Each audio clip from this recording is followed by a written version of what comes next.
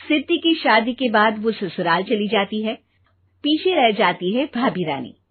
सिद्धि के ससुराल जाते ही भाभी कहती है, अरे वाह जी वाह, सारे कपड़े मेरे। हाय रे पैंट, अरे वाह वाह, मजा आ जाएगा। अरे ये सिद्धि की अलमारी के सामने खड़े होकर क्या बड़बड़ा रही है? जा जाकर देख मेहमानों को विदाई की मिठाई मिली कि नहीं। अब हाँ माँ जी, क्यों नहीं, लेकिन पहले कपड़े तो बदल लूं। अब रानी आ जाती है सिद्धि के उन कपड़ों में जो वो ससुराल जाने से पहले घर छोड़ जाती है। अरे रानी, कुछ दिन रुक जाती।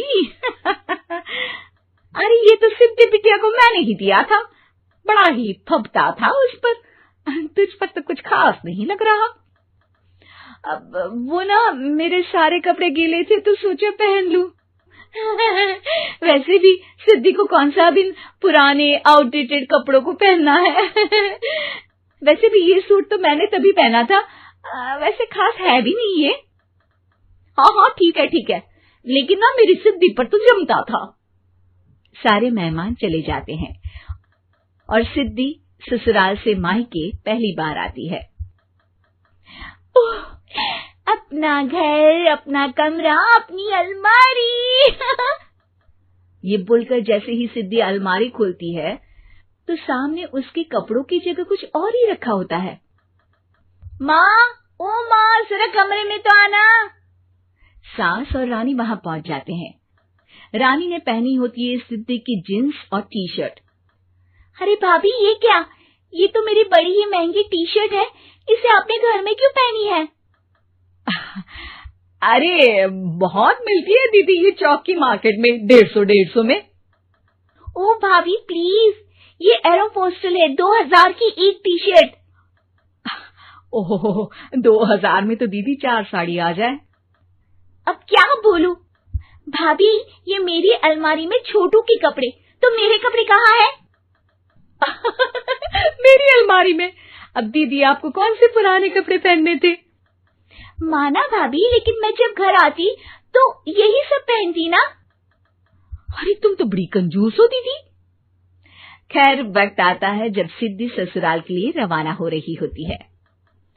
अरे रानी, अंदर से सिद्धि का गिफ्ट ले आ, लड़की पहली बार ससुराल से मायके आई है। रानी अंदर जाती है और एक सिंपल सी साड़ी लेकर बाहर आ जाती है। ये लीजिए माँ जी। सास बेटी को गिफ्ट देकर ससुराल भेजती है।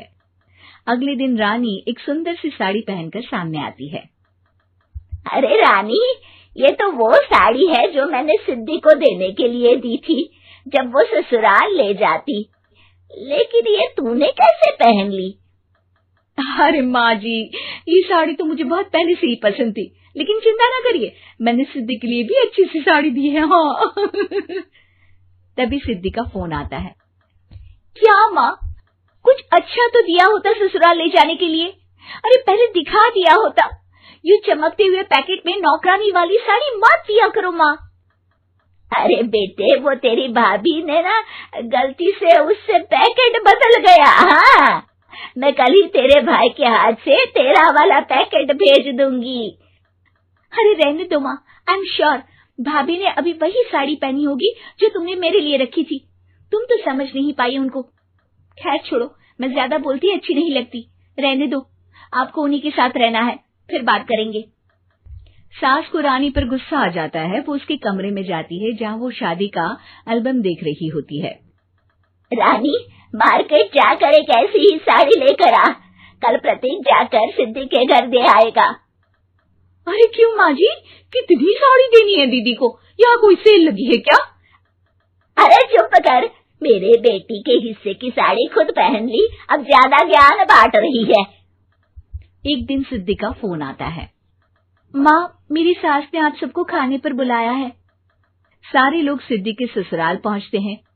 खाना खाकर वो लोग निकल रहे होते हैं कि सिद्धि की सास सभी को गिफ्ट देती है। अरे बहन जी, बेटी के घर का खाना खा लिया, यही बहुत है जो आप ऊपर से गिफ्ट भी दे रही है। अरे बहन जी, आप भी कहाँ इन बातों पर विश्वास कर रही हैं। सास सभी को गिफ्ट देती है, लेकिन रानी को जो साड़ी देती है वो अजीब सी हरे रंग की लाल रंग के बड़ी छाप वाली होती है। अरे छी छी, ये कौन पहनेगा? सासू माँ को तो जरी वाली इतनी सुंदर और मेरे लिए ये नौकरानी वाली। अरे भाभी, दरअसल मैं जब भी घर आती थी आप वापसी में ऐसी ही साड़ी देती थी ना, तो माँ ने सोचा कि आपको आपकी पसंद की ही साड़ी क्यों ना दी जाए। बेचारी रानी, बोलती भी तो क्या। सिद्धि और सास रानी का चेहरा देखकर हंसने लगती है, तो रानी समझ जाती है कि अपने ही बिछाए जाल में वो फंस चुकी है।